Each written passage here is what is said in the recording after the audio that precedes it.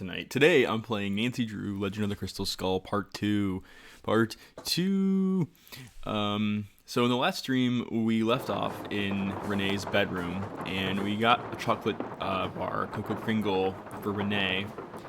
And now we're just kind of exploring her bedroom a little bit and just giving ourselves the opportunity to just investigate. And I got me my Starbucks, my puzzle solving drink, the white chocolate mocha.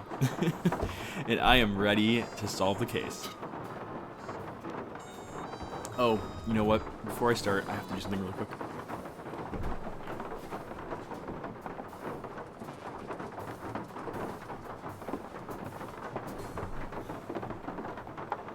Cheers, stream. I'm gonna do some quick housekeeping and just make sure that my stream is getting shared across the interwebs, that I get people watching my content. So un momento, please, as I continue.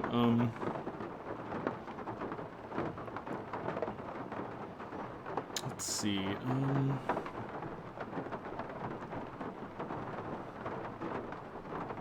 Streaming part 2 of also.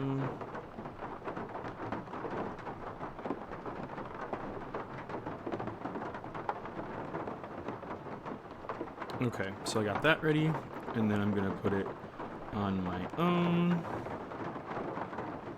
and then I'm gonna put it on this one.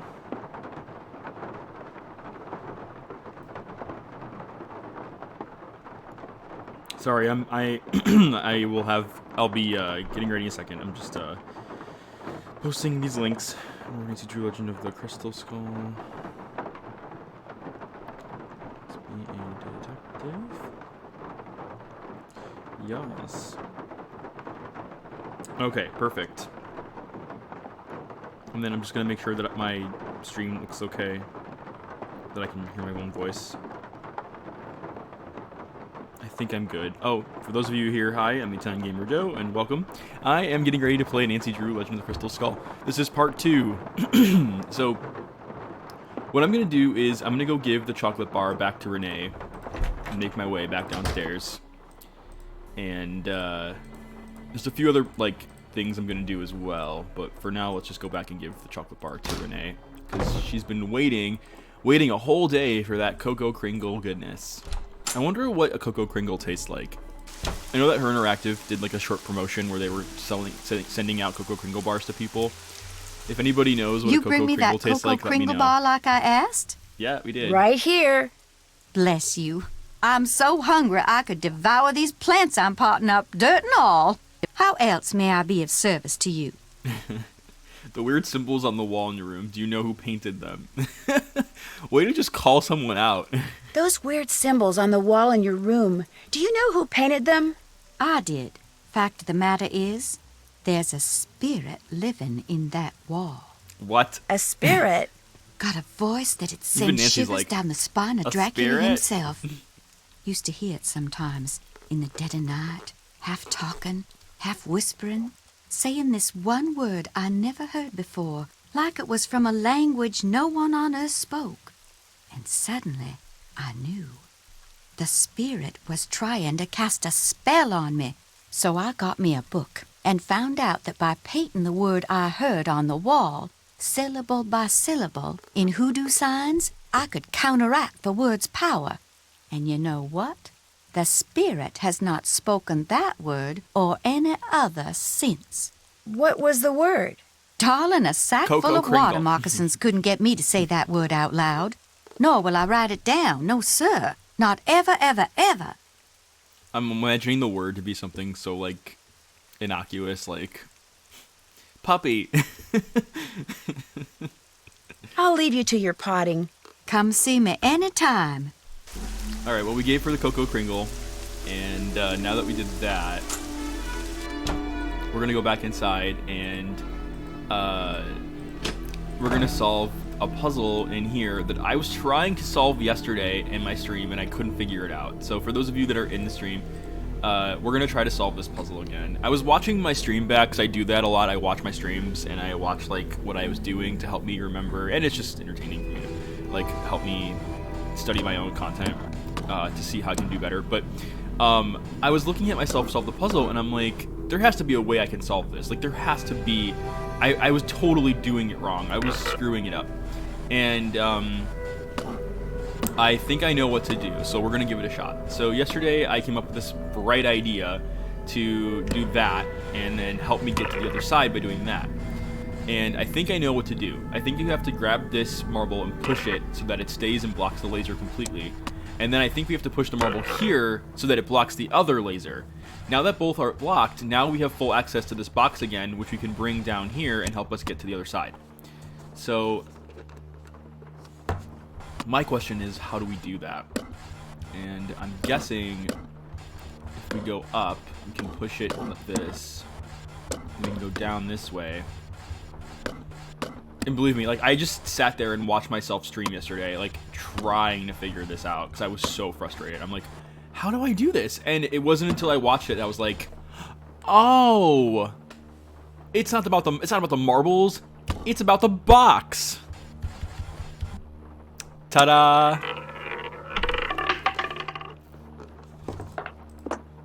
Yeah, I think I spent like a good. If you go back and watch my YouTube video of this walkthrough, or my other the other Twitch part of this walkthrough, you'll see me like struggling deeply for a good like 20 minutes on stream trying to figure that out. Oh man, I'm so happy we got that. Okay, so the next thing we have to do. Oops. The next thing we have to do is we have to go towards the cemetery and go inscribe those signs. So I'm gonna go ahead and do that as well. So here we are outside. Once again, I love the ambiance out here. It's so beautiful. It's creepy, but it's also like has like an element of beauty to it. I don't know. I feel like Crystal Skull maybe was intended to be creepy, and it is still creepy, but I think it has a layer of just one of those. It's like creepy in a really like eerie, beautiful way. So here we are inscribing the puzzle solutions.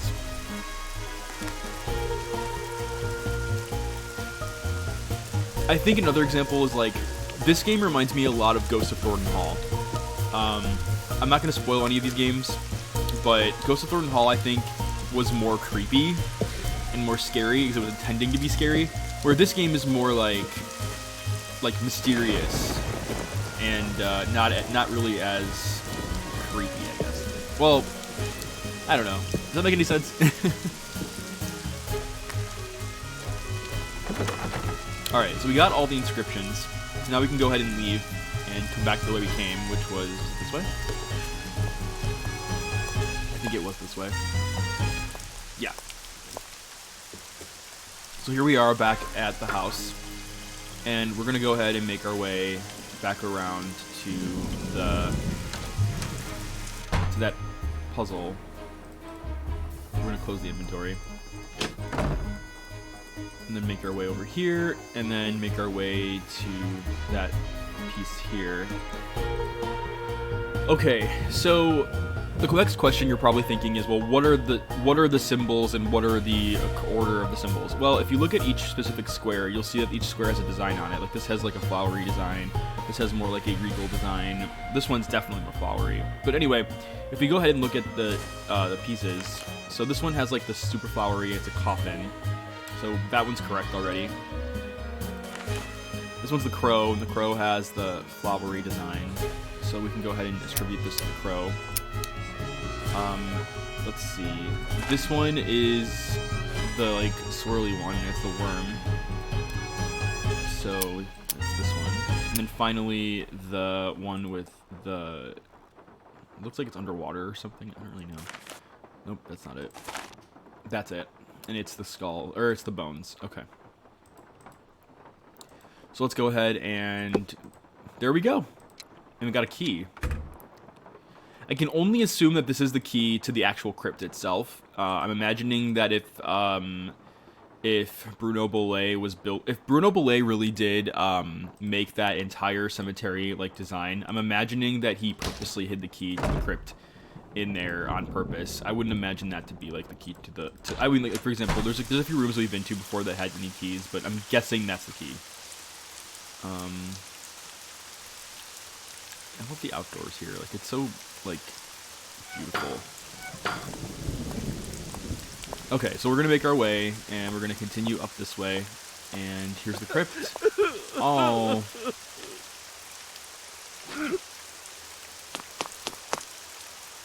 Wow, that was intense. That was really sad. I get the impression that Bruno is a reclusive guy, but I also get the impression that he's definitely more emotional than he comes across, and it seems. And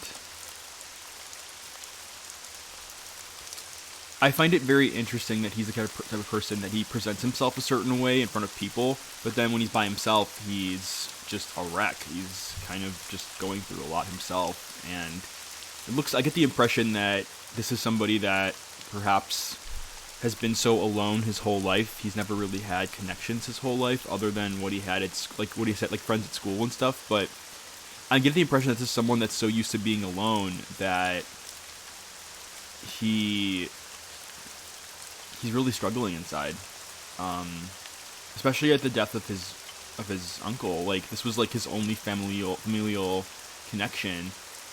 I wonder if that's what was going on there. I'm very curious to know if that's the reason why Henry was crying, because maybe he regret not like having a closer relationship with his uncle. Maybe not regretted not like visiting him more, or maybe he like wrote off his uncle and didn't decide to give him a chance or something. But ultimately, I don't know. That was a very pivotal moment there to see Henry crying in front of the crypt like that, and maybe his parents are in there. I really don't know. There has to be a lot of there could be a lot of reasons why Henry is crying there, but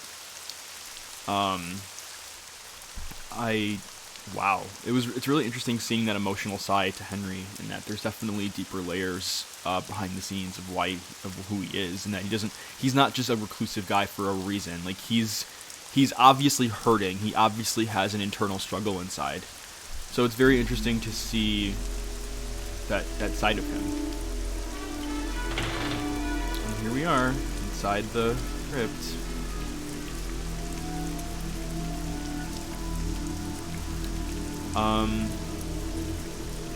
Marcel Bolet, Claude Bolet. So I wonder if this is the Bolet, Mary Anne Bolet. So I'm getting the impression that this might be the Bolet family crypt. This must be the painting that goes in that empty frame. Oh, this is Henry's parents. The ones that died in the car accident. Oh, this is so sad. I mean, it sucks too, because like, imagine having your family ripped away from you in just a short, and as a kid. I mean, oh my gosh. My heart goes out to Henry. I want to give him a hug.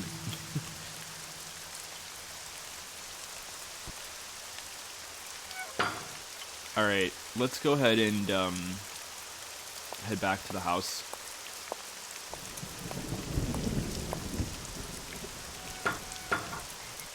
And let's make our way inside. And in typical Nancy Drew fashion, let's confront Henry. We saw you crying over there. Yes? Oh. I'll stop bugging you now. Groovy. Okay, I don't think we're ready to talk to Henry yet. I don't think we're gonna have any information from him right now. Okay, well, we did get the picture though, so let's go ahead and make our way to the great room and see if we can do anything with those pictures.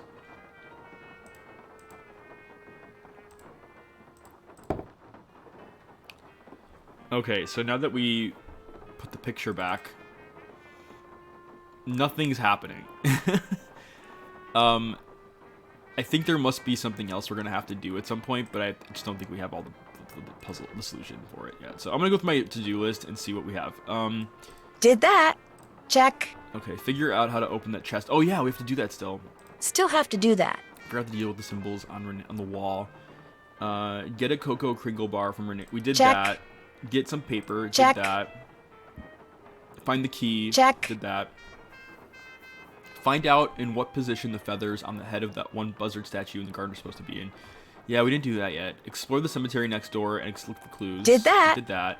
Look for anything that might help me find out what happened to the skull that used to be in the box. Still have to do that. Okay, yeah, we didn't do that yet. Explore every inch of the garden, even though it's pretty Can't darn check creepy. that off yet. Play that game in the great room and see if I got anything. Check. We did that. Figure out the significance of the tracing. Did that. We did that. Find the combination to the lock that's on the crypt in the scale model. Check. Yep, we did that. The grandfather clock does more than keep time. Yeah, we don't know yet. Figure out what's up with the fake books in the library. You know, Still have to do that. We don't know about that yet. So there's a few things. There's a few interesting puzzles that we have to solve still, and yeah, let's just keep figuring it out. All right, I think it's time. I think it's time to solve the book puzzle, and oh no, like this is gonna suck. Oh man. What was that? What that was Uncle Bruno's pet iguana, Iggy. He's always in here stealing paper. He must be using it to build a nest or something. Look, I had all those books arranged so they fit perfectly in that box. Put them back in, okay? I don't have time. I just want to look through this one book. Go right ahead, after you put all those other books back. Well, it looks like we're gonna have to play Tetris with books here. Thanks, Iguana. This is one of those puzzles that's really frustrating because there's... On the bright side, we don't have to rotate the books. So at least we know that the books that we're putting in here are the correct sequence. Like, there's no rotations involved. So that's good.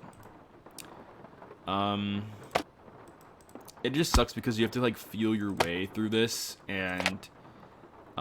this reminds me a lot of the Message in a Haunted Mansion Nancy Drew puzzle, where you had to put the inlays of the books in a specific way, and or not the books, of the tiles in a certain way, and it was just really frustrating because oh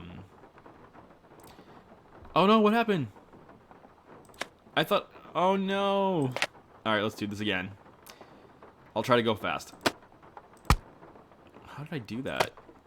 Was there like a back button I pushed on accident? Oh yeah, I pushed the back button on accident. Okay, so I think this goes here. I almost when Nancy would be like, this goes here. This goes here. Not this time. This goes here.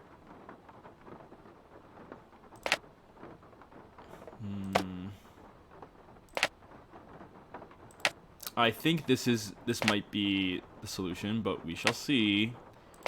I'm not feeling very confident here, but we'll see what happens.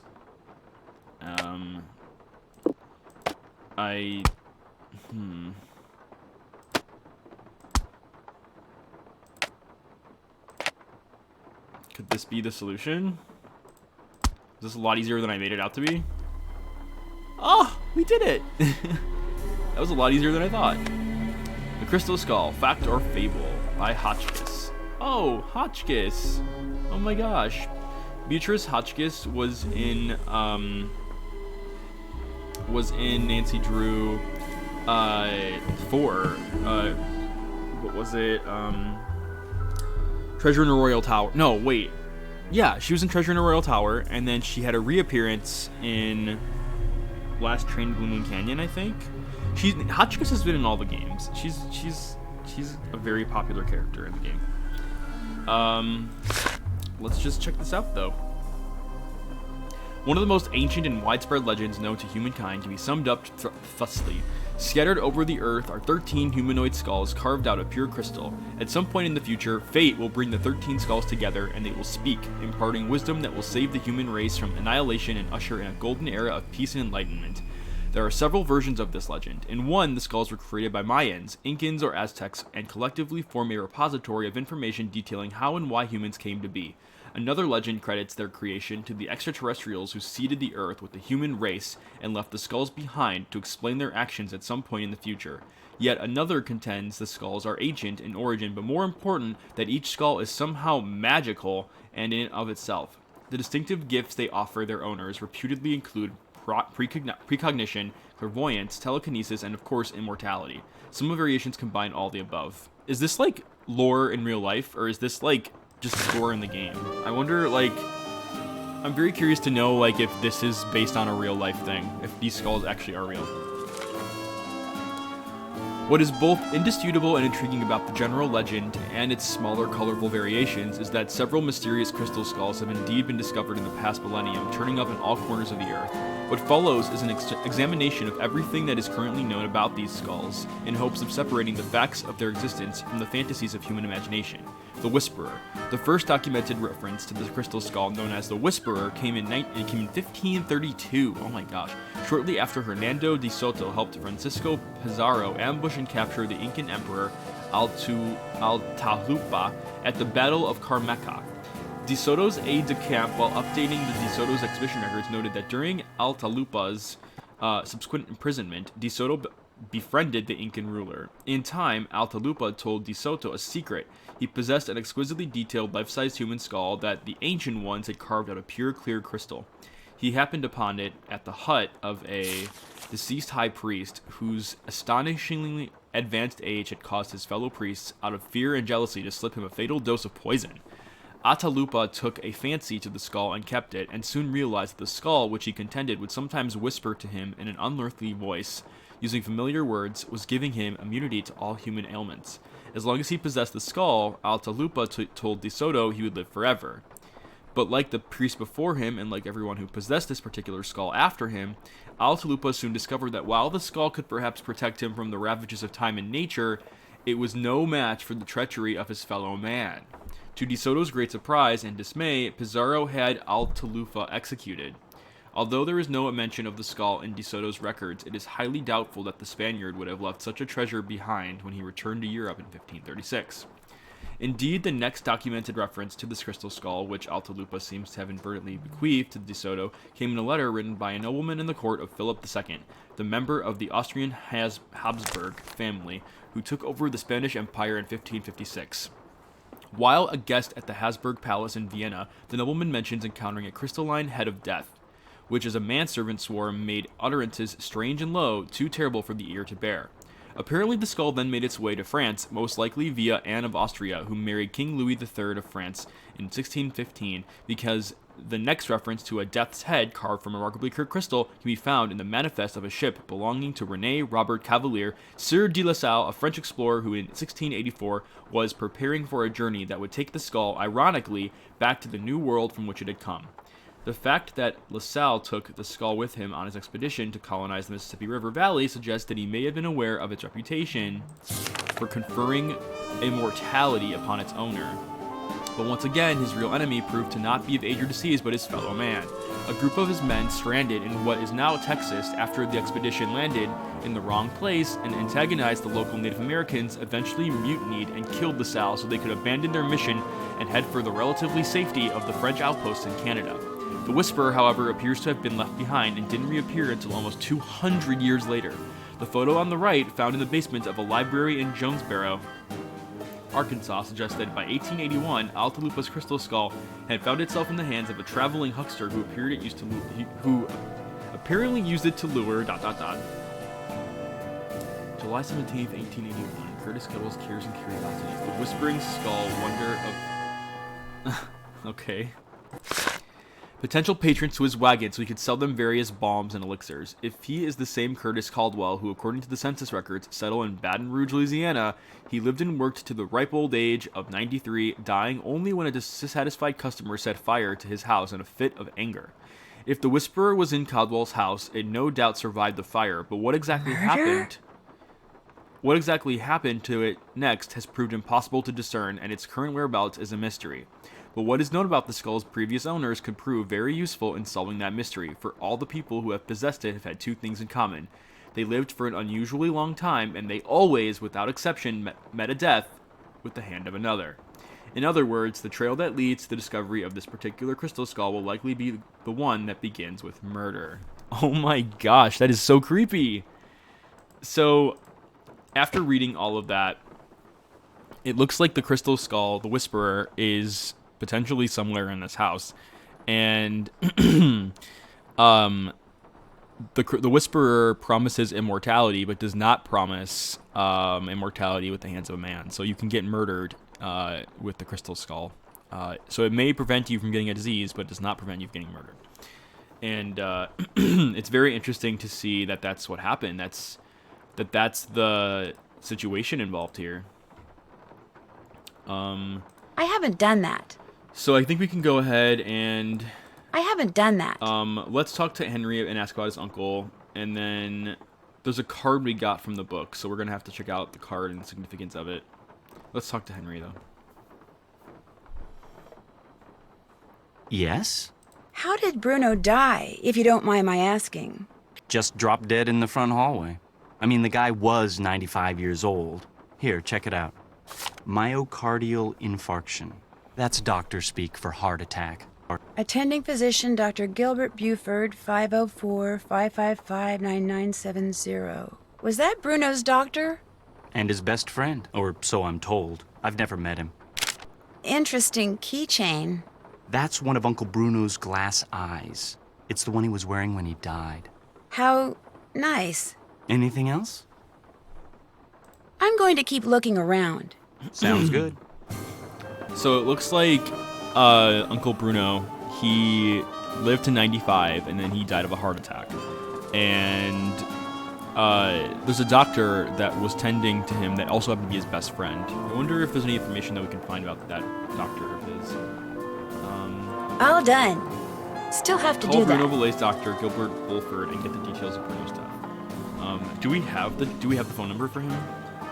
Oh, wait, we can't place phone calls in here. We can. Okay, let's try calling him.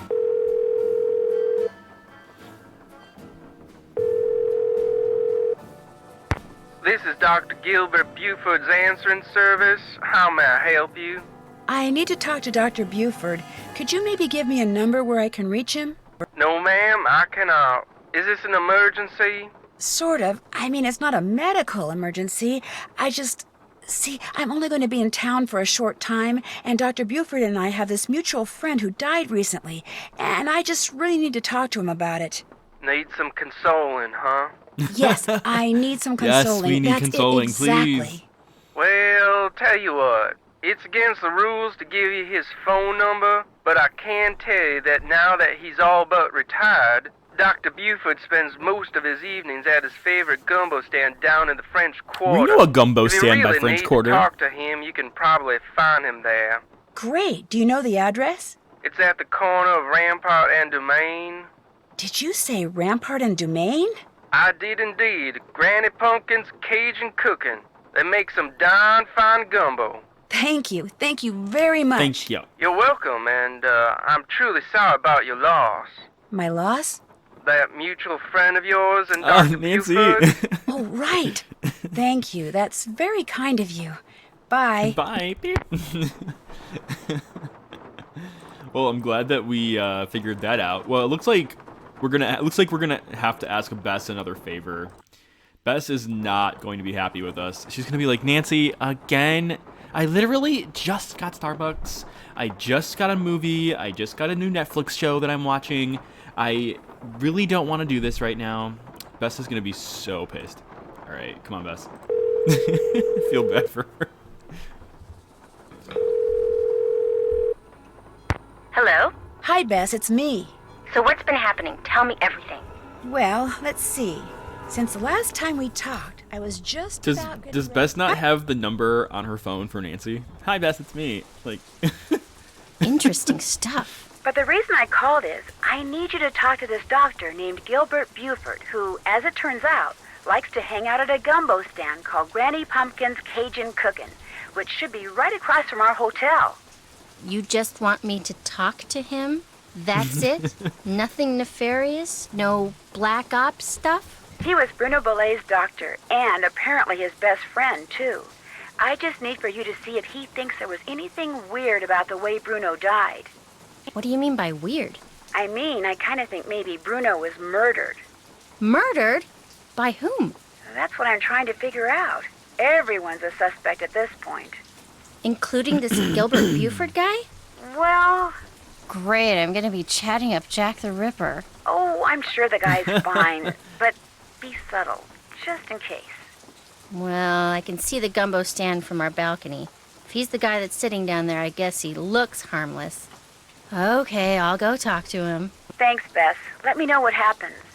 Cheerio!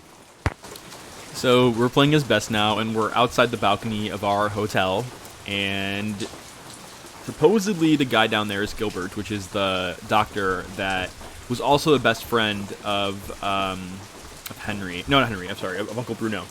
And Nancy seems to think that Uncle Bruno could have been murdered, and that it might not have been a heart attack. It might have been something more sinister. So we're going to go downstairs. We're going to go talk to... Bess is going to go talk to Gilbert and see...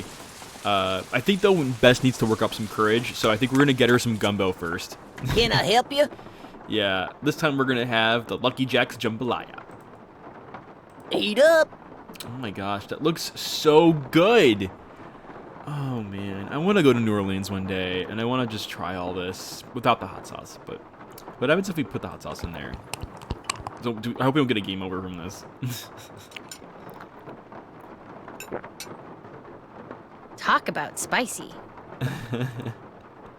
Wow, I love the way the food looks in this game. Nancy Drew games always do a great job at, presenting food in a great way. The best example I can give is Danger on Deception Island had clam chowder soup. Oh my gosh. When I played Danger on Deception Island, I had a phase where I just wanted clam chowder all the time.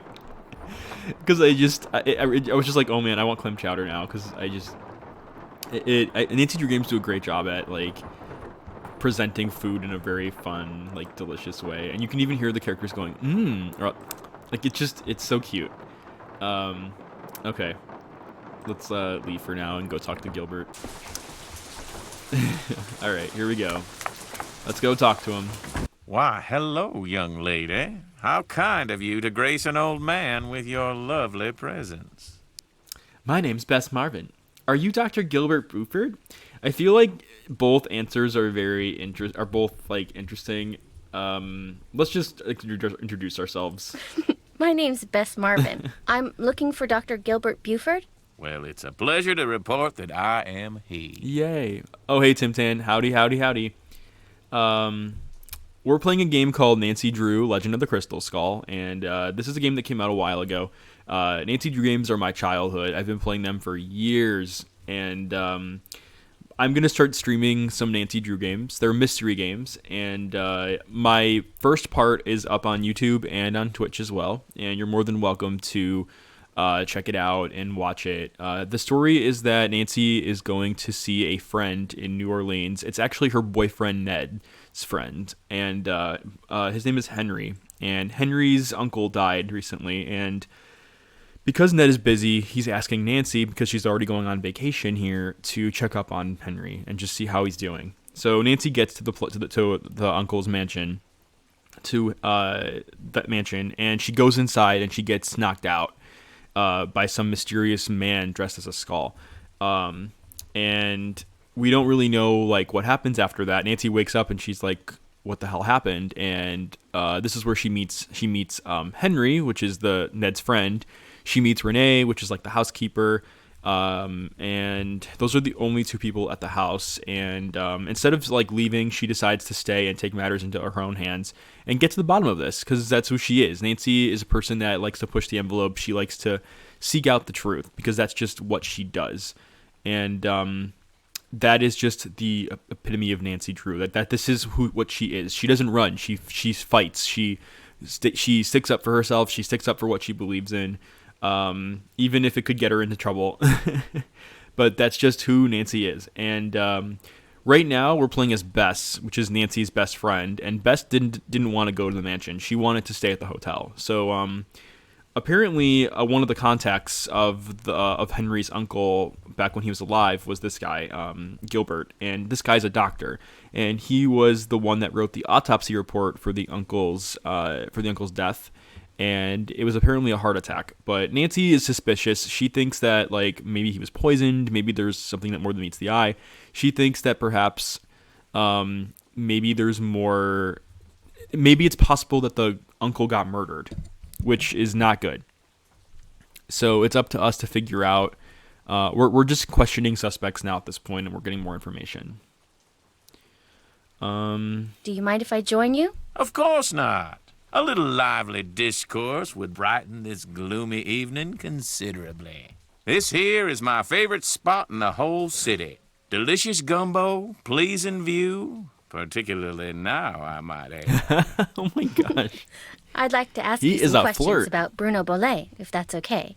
I'd prefer subject matter of a happier nature, but I do not want to seem inhospitable, so what is it you want to know?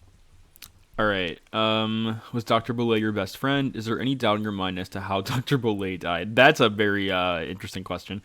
Let's go lighter. And is ask it about true the best that friend. Dr. Bollet was your best friend? Well, now, I was certainly his best friend, but I cannot honestly say that he was mine.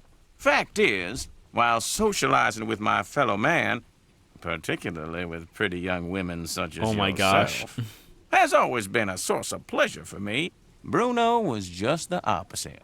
Unfortunately, the older he got, the more numerous his idiosyncrasies became, and the less concerned about their negative effect upon others he became. Oh, his idiosyncrasies didn't bother you? How exactly did he die? I'm curious to know how he died. How exactly did he die? He died of a myocardial infarction, most likely caused by age-related atherosclerosis. Dying of a heart attack is all too common for people who are socially isolated, and Bruno Bollet had most certainly become that. Oh, it's so sad. Did they do an autopsy on Bollet? Did Dr. Bollet ever say anything to you about owning a crystal skull? Where was Dr. Bollet when he had his MI? Yeah, Where was Dr. Bollet when he had his MI? In the foyer of his house, just inside the front door. In fact, I hadn't seen him for a while, so I picked that day to pay him a visit. That's I walked up suspicious. to the front door, found it unlocked as usual, opened it, and there he was, lying on the floor in obvious distress. The next thing I know, his housekeeper came running in and started shrieking and carrying on, until finally I sent her out of the room so she could summon an ambulance, and I could once again hear myself think. Then I knelt down and saw that he wasn't breathing. So I pulled him away from the doorway so I'd have more room to work on him, and began chest compressions. I continued until the medics arrived, but nothing they did made a difference either. So there's a few interesting information we learned here, that the door to Bruno's house is typically always unlocked. So when Nancy walked up to the house, it wasn't really a mysterious issue. Like, we were like confused why the door was unlocked, but it was just already supposed to be unlocked. That was just how Bruno was. Was he unconscious the whole time? Why would he have a heart attack in the foyer? Those are very interesting ones. Was Dr. Bollet unconscious the whole time? Yes, he was. Can you remember anything that might indicate what he was doing by the front door? I mean, had he just come in from a walk? Was he wearing a hat? Was he holding anything? Had he dropped something? An umbrella? Sunglasses? Wait a minute. Why, yes, he was holding something. A piece of paper. And on the floor next to him was an envelope. He must have collapsed while reading a letter. Oh, that's very interesting. So perhaps the letter that he was reading maybe caused the heart attack or gave him some stress. I don't really know. Do you know what happened to it? Do you remember anything else? Do you know what happened to it? Now, I know the letter was no longer in Bruno's hand when the paramedics arrived, so perhaps he released the letter when I moved him. And yet, I do not recall seeing it on the floor when they wheeled him out the door. Iggy. What's Icky? Iggy. Iggy is an iguana Bruno befriended, then turned loose in his home. It soon developed the annoying habit of stealing paper and stockpiling it in the vent system. Well, that's some new information. Are you saying an iguana made off with the letter Bruno had been reading? It would not have been the first time a missing document ended up in Iggy's possession. Renee would periodically call me saying the lizard had absconded with one of Bruno's prescriptions. Oh my gosh. And would I please write her up a replacement? In any case, Why does that sound Bruno like once really told weird? me he was training Iggy. Said he taught Iggy to retrieve the things it had stolen. Wait, Bruno once told me that he was training Iggy. Said he taught Iggy to retrieve the things it had stolen. Oh, wow. Did they do an autopsy on Dr. Bolet? No. Given Bruno's advanced age and the absence of any indication of foul play, an autopsy was deemed unnecessary, and the body was cremated according to Bruno's wishes. Oh, jeez. So there's no way of knowing if anything else happened there. Did Dr. Bolet ever say anything to you about owning a crystal skull? Why, yes. Yes, he did. In fact, he showed it to me once. Said it had magical powers. Said owning it was going to allow him to live forever. I thought it was utter nonsense and told him so. Well, he didn't appreciate that at all. Refused to talk to me for a full 2 weeks. Yeah, I get the impression that that Bruno Bolet is a very reclusive person, and that if he gets mad at somebody, he kind of just shuts down and like doesn't want to talk to that person for a while. Which is so funny because I'm Italian, and Italians are not like that. Like, we go from like happy to sad to happy to angry to happy to whatever. Like we just like we don't go to bed angry. So it's so funny, like hearing about different types of people and different types of personalities and stuff like that. But yeah, I get the impression that this person sounded very much like a reclusive guy, and that he just needed time and space for a lot of things like that. And yeah, I don't know. Very interesting. Very unique personality. What'd the skull look like? It was quite beautiful, actually. Life-size, perfect in form and clarity, like a diamond almost. Tell me, Miss Bess, what do you know about that crystal skull? This friend of mine, who is also a friend of Henry Bolet, you know, Dr. Bolet's great-nephew. Anyway, while she was visiting Henry, she saw this book in Bruno's library about the legendary crystal skulls and was kind of intrigued and thought that since Henry said that you were pretty much Bruno's only friend, maybe Bruno had said something to you about it, and as it turns out, he had. That's all I know. I see. Well, much as I'd like to believe that skull holds the key to immortality, I'm afraid Bruno's passing proves it's worthless. Although it would make an attractive paperweight, as I recall. Tell your friend not to give it another thought. So according to what we were reading in the book, The Legend of the Crystal Skull book, the Whisperer grants the owner immortality, but not from murder. So it's very possible that Uncle Bruno got murdered, and that just because he had the crystal skull made him like immune. I mean, he died at 95 years old. I mean, that's a very, very old age to die of. So to, you know, but it's possible, you know, that he could have been murdered from it. Let's go ahead and keep looking and Do you think it's possible that Renee caused Dr. Bolet's death by, say, hoarding the pills from those missing prescriptions and giving them to him all at once? No. Had he died of an overdose of the medications I had prescribed, the manner of his death would have been quite different. But he died of a heart attack. Of that I am certain. However, I know for a fact that Renee is deeply involved in the practice of hoodoo. And as Bruno's housekeeper, she had ample opportunity to use it against my poor old friend. You mean hoodoo really works? Young lady, never, ever underestimate the power of suggestion. If a person believes in something, even on a subconscious level, fantasy can easily become fact. And who knows what rubbish Renee filled Bruno's mind with? Drink this, don't eat that. This brings good luck, that brings bad, day in and day out. Even if he said he didn't believe a word of it, who knows how much his subconscious was absorbing? He was very old and vulnerable. So could Renee have caused Bruno to have that fatal heart attack? There's not a doubt in my mind she could indeed. Yeah, but this guy also sounds like he's trying to pin blame on somebody who might also be having secrets of his own. So as much as like I want to believe that Renee could have had a piece in this, Gilbert sounds like he's hiding something too. I feel like everyone's a suspect until proven otherwise. I'll let you get back to your gumbo. Feel free to drop by anytime. That was a very interesting conversation there that we had with Gilbert, and I also want to point out there that if people are religious or people are spiritual, people believe in voodoo or whatever, there's nothing wrong with that. Like, you know, if you believe in something like that, or if you're believing in anything like, you know, and that gives you, you know, your motivation to wake up in the morning, if that gives you, you know, good luck or something, like let it do that. Let it do those things. As long as you're making the world a better place, as long as you're respecting other people's beliefs and opinions, then there's nothing wrong with believing in any of these things. Especially like with stuff like that. We all have our own things.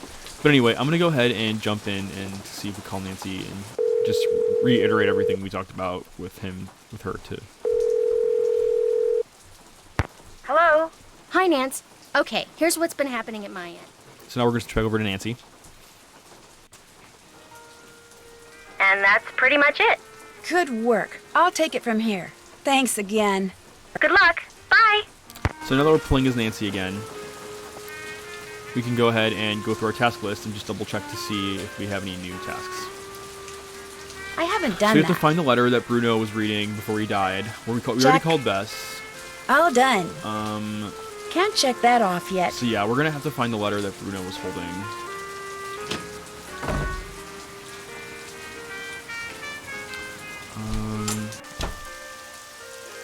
Let's see if we can like get some information. Hello though. again. A lot of like interrogations going on. Did Dr. Bollé ever say anything to you about a crystal skull? He may have referred to it as the Whisperer. No, he never so much as mentioned a crystal skull, whispering or otherwise. Were you in the house when Dr. Bollé passed away? I was indeed. I was in the library cleaning when all of a sudden I heard a big thump. I hurried out to investigate, and sure enough, there was Dr. Bollé lying by the front door. And as I rushed over to him, the door opened and in walked Gilbert Buford. He took one look at Dr. Bollé and hollered at me to call 911. So I ran back into the library and did just that. When I came back out, Gilbert was leaning over Dr. Bollé, listening for breathing, I suppose. And then he started pushing up and down on his chest. But it was too late. Even I could tell that Dr. Bollé was gone. It's so interesting. Gilbert recalls seeing a letter in Dr. Bollé's hand, as if he had keeled over while reading his mail. I suppose it's possible. The mail does come about then. But I helped remove the body, and I surely don't recall seeing any letter. In the back of my mind, I have always wondered about Gilbert Buford showing up at the door at that exact moment. I understand that Dr. Bollé had some interesting pets, like an iguana. That man never met a creature he didn't like. He'd train them to do all kinds of silly tricks, then let them run free, inside the house as well as out. Let's see. Did he ever teach you how to make them do their tricks? Let's do that. Did he ever teach you how to make them do their tricks? I never cared to learn. Don't get me wrong. I liked Dr. Bollé, I truly did. But I swear, sometimes his activities made as much sense to me as bathing in a bayou full of gators. Bathing in a bayou full of gators. That sounds like... I'll leave you to your potting. Sounds intense. Take care, hon. Take care. All right. Well, that was really strange. And it looks like we're going to have to go inside the house. And we're going to have to basically... we're just going to have to find the iguana and see if we can figure out a way to get inside the ventilation system where the iguana is. I really don't know. Maybe Henry might know something. Yes? Or I'll maybe stop not. bugging you now. Whatever. Whatever. Oh, man. Alright, so now that we... Oh, is there something in here? Oh, this is like a little library. Okay, well, it's good to know. Can't check that off yet. Oh, you know what we can do, though? We can go upstairs, and we can go see if we can figure out the Renee puzzle. So let's go upstairs to Renee's room. And then we're going to make our way this way. And... wait. Oh, no, that's not... wait, is that Renee's room? Yeah, it is Renee's room. We just need the key for it. Perfect. Okay, so if I remember correctly, here it is. Yeah. So we're going to have to make these symbols. And... let's see. Okay, that one for sure. Yeah, that one as well. No. So these two for sure. No. No. We need the opposite side. No. No. I'm trying to create the symbol on the bottom left. No. Oh, okay. Well, that was one. So this one, that one. So these three, and then I'm just trying to find the opposite side of it. No. No. No.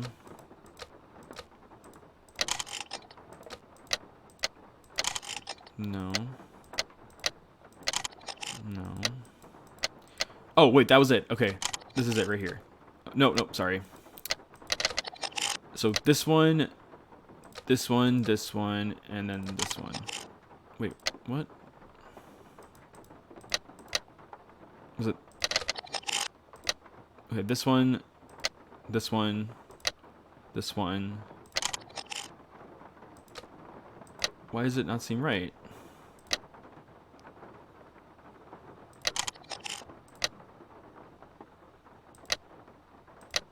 Maybe I'm wrong?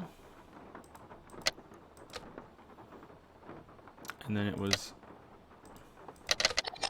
oh. I was wrong. Okay, I was wrong. Okay, so it's this one, and then... no, okay, so it's this, this, and... no. I lost it. Okay, it's this one, this one, this one, this. You got it. That was the first one. Okay, so the next one, I think the hearts was over here. Yeah, there's the hearts. And then the 3 circles.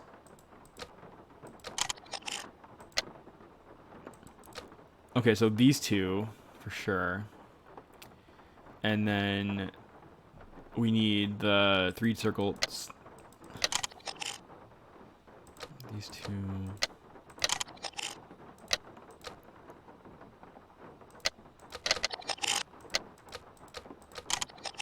Oh, here's the 3 circles. Oops.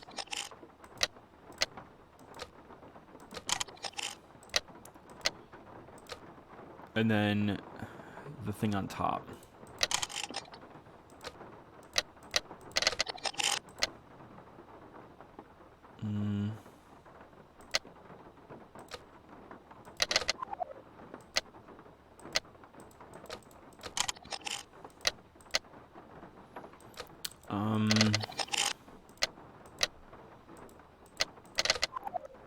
I'm trying to figure out what this one is, the middle. Is it like...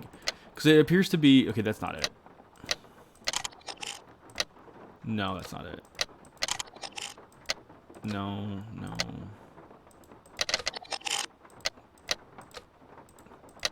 No.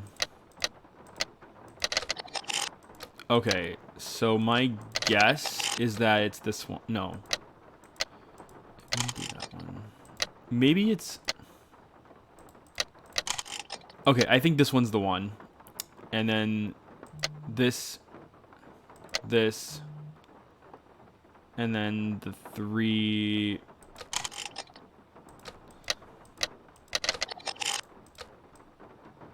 no.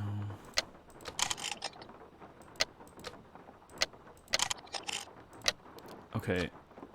No, that's not it. Which one of these has the bottom ones? That's the question.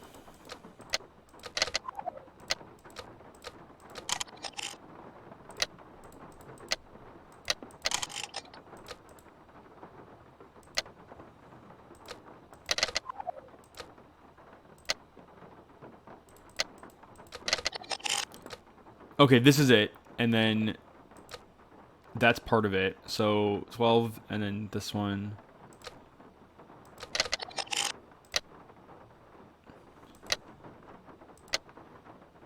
Was it this one? We got it. We got it. Okay. So then that's 2. We need 2 more. No.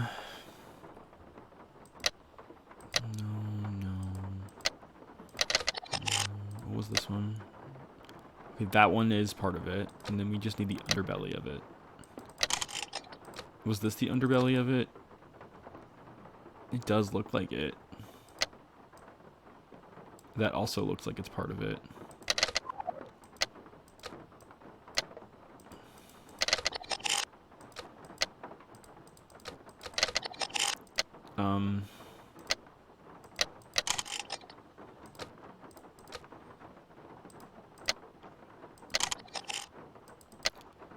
Okay, that might be a part of it.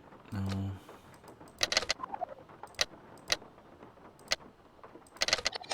That looked similar to it. Oh, this looks like it's part of it. Okay, this one for sure. Okay, this one, no. This one, this one, this one, this one, this one. And then the top, no. And then we need the bottom, the top part of it. No. No. Alright, so what I'm trying to find is the top piece.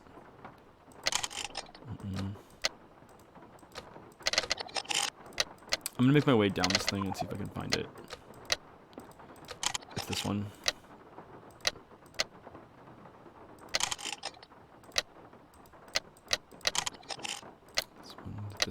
This one. No, I lost it. This one. We got it. All right, we got it. Now there's just one more. Oh man, this is frustrating. Okay, and now let's see. Okay, this one for sure. These 2. That, and then no.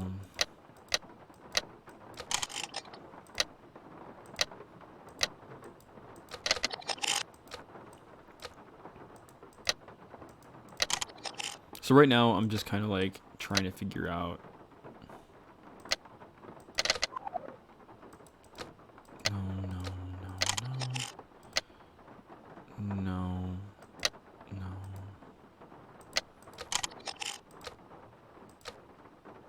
No, there's no X's.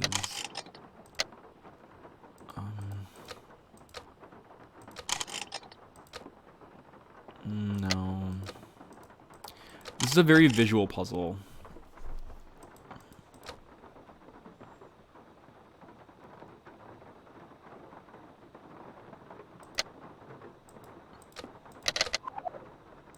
That one definitely. Really? This isn't it? That for sure. I think that one.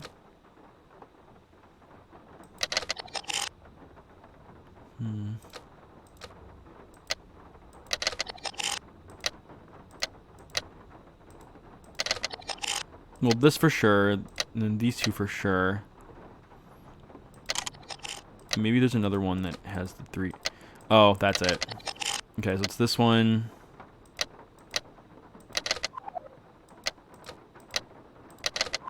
Wait, it's this. This. We got it. We did it. We did it. Hoodoo signs and symbols.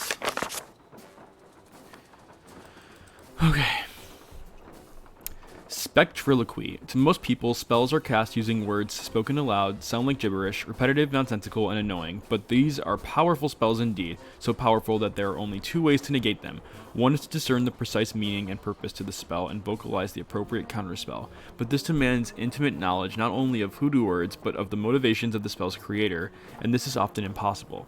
The more common method of disenchantment involves writing the symbolic equivalent of the spell on an object placed between the originator of the spell and its recipient, a practice known as spectriloquy. Once a spell is broken down into individual sounds, each sound is translated into a letter from the spectral alphabet and then drawn left to right on a fence, wall, window, etc.